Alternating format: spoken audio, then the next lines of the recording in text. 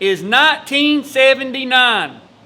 Our guest here today is representing Christian County in the 155-pound weight class at the state tournament. And we're going to go ahead and tell you, you get the W, don't you? I get the W. So go ahead and tell everybody who you are. My name is William G. Born and raised here in Hopkinsville, Kentucky. What else? Well, just kind of how do you find wrestling?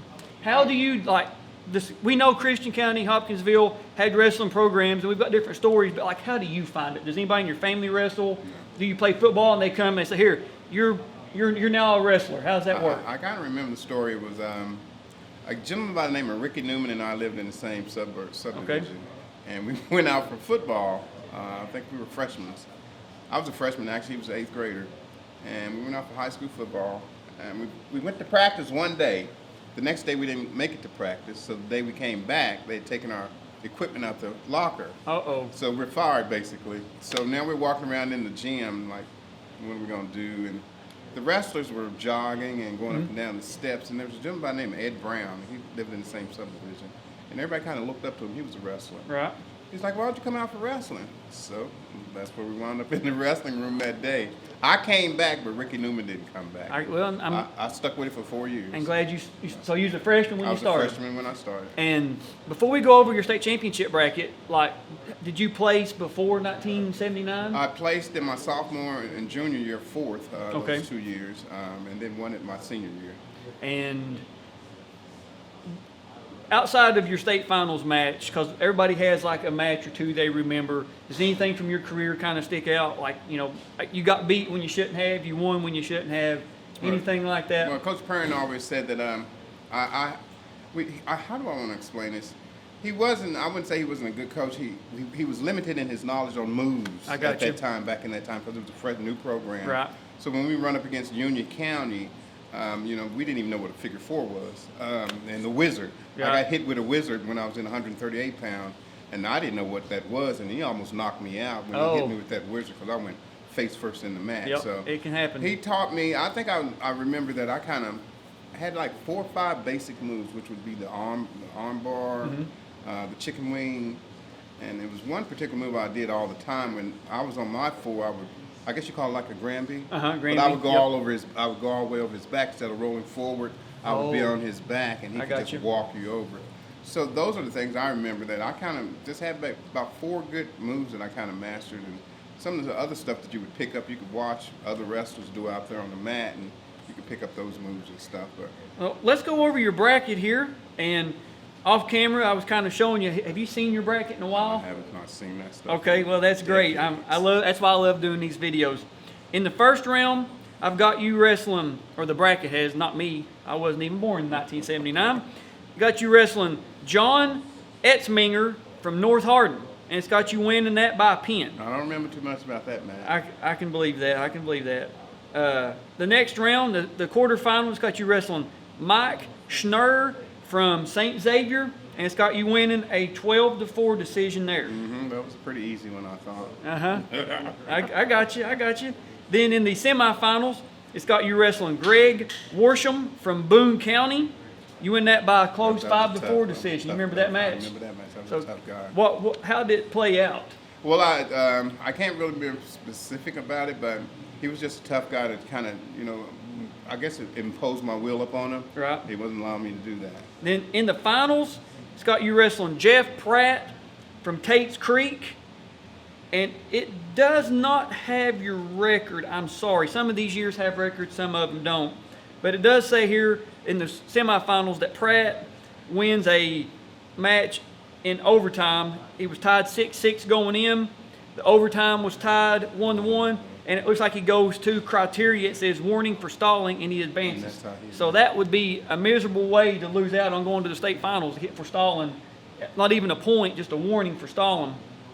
But now, it's got you winning the state championship 9-1. I was able to dominate, but I think the funny thing about that match was I did the same move with that Granby. I did that move 3 years in a row. Where, Really? I'm on all fours, and I will, kind of roll over their back, and all they had to do was, walk towards my head, and I'm on my back. But for some reason, I kind of arch back, and he couldn't do that. Oh. And I had him in a chicken wing, and I held that guy in a chicken wing for about a minute and a half. Trying to rip his arm off, huh? I could not pin him. He was bridging real good. I got you. It was just a long end of the match, just holding him in that position. And Coach Barron just said, just hold him, just hold him. Stay right there. Just don't stay move. right, don't stay move. right there. Don't move. And that's how I remember that match.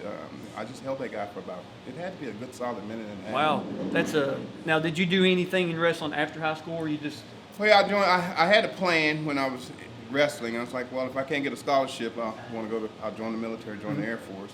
And that's what we were doing back at that time. I did have 2 offers, Coach Barron had told me, but at that time I thought I could just be good and get a scholarship, but they want the grades to be better. So now I try to teach kids or tell kids, if you can do whatever you want to do, but you got to have those good grades in school. I'm a classic example of, I had UK was after me in a community college in New York. But they just your grades are just awful. Oh my goodness! So that was troubling, and it was painful. I can understand that. Now, you have a lot of life experience. It sounds like. So, what would you go back in like 1975, 76, and tell yourself now? Tell yourself then. Take the DeLorean time machine, Back to the Future, and say, hey. It's be serious in school because I wanted to go to college. I really did want to go to college, and I knew I could get a scholarship because I just seen that way to college. It's just been better in school and smarter and did better, had better grades and stuff. Right. No, I understand, and I would have to imagine that would be your message to the youngsters. A lot of the youngsters nowadays is, hey, grades. Right. Grades is where it's at. I've had a daughter. She just graduated. She just got out of high school, and she was in band for 4 years. And I had the same lecture with her. You're good at this, but the schools that are after you want you to produce good grades because it just tells them that you're able to be coached as opposed to be a drama. That makes total sense. Now, unfortunately, we do not have the video of this year, so this is my plug. If you have, you guys are seeing a photo here of the years that I have. If you have a year that I don't, especially 1979, I would love to have it. Reach out to me. I got a VHS DVD converter. We'll convert the footage, send you a copy, of course. And if we do find a copy of it, I will come back because I'm coming back. This is kind of like my bi-yearly trip. Livingston and Damien put on, a good show here. Coach Harris does a really good job of, getting you guys together. And that's one I love coming down here, excuse me, because I'm on the opposite end of the state. I'm in Johnson County. But when you come to Hopkinsville, New Christian County, even at a wrestling meet or whatever, it feels like a family. It is a family. Both schools seem like a family. I think like everybody knows everybody, even though it's just one of the, larger cities, larger towns in Kentucky. Like you got everybody on the teams. Even when we were here back in April, guys from Christian County, Hopkinsville, it was just like you were at a family reunion. Everybody just felt like, family was just gathering. And I think we done 18 videos in 2 days here. And, everybody was, cutting up, carrying on, just like this is who we are. This is our family. These are, this is our people. No matter if you go to Christian County, you wear the red, white, and blue, or you go to wear that black and orange of Hoptown, we're family. Now that's the funny thing. My wife has suggested, wear your colors, your red, white, and blue. So I tried to do that. You did. You wore that red, white, and blue, man. It runs deep, don't it? Once it's in, man, it's in. I'm the same way. I think a lot of people are. I think this series is a great example of not living in the past, but being able to go to the past and say, yes, this was me. This was what I was able to do.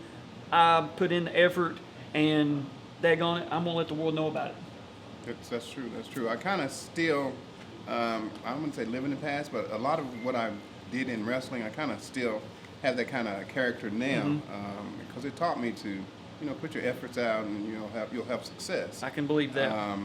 The funny thing also was pairing when he talked about his wife. My wife is a mat maid. And I met her goodness! In wrestling, and we got married as well. Oh my goodness! Known each other for 40 something years, and we just recently got married.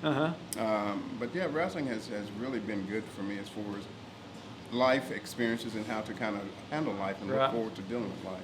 And we'll wrap it up, and we'll couple little quotes that we talked about earlier. George King done his video, and he has my favorite line of the whole series.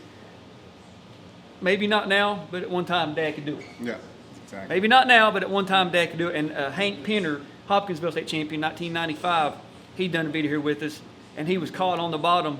And I didn't know Hank until that day. He was very quiet, and he was caught kind of on the bottom. He was like, "Hank, you're on the bottom." I was like, "Yeah. Think about life. Think about wrestling. Never stop moving. Never give up. Just keep moving. You'll be fine."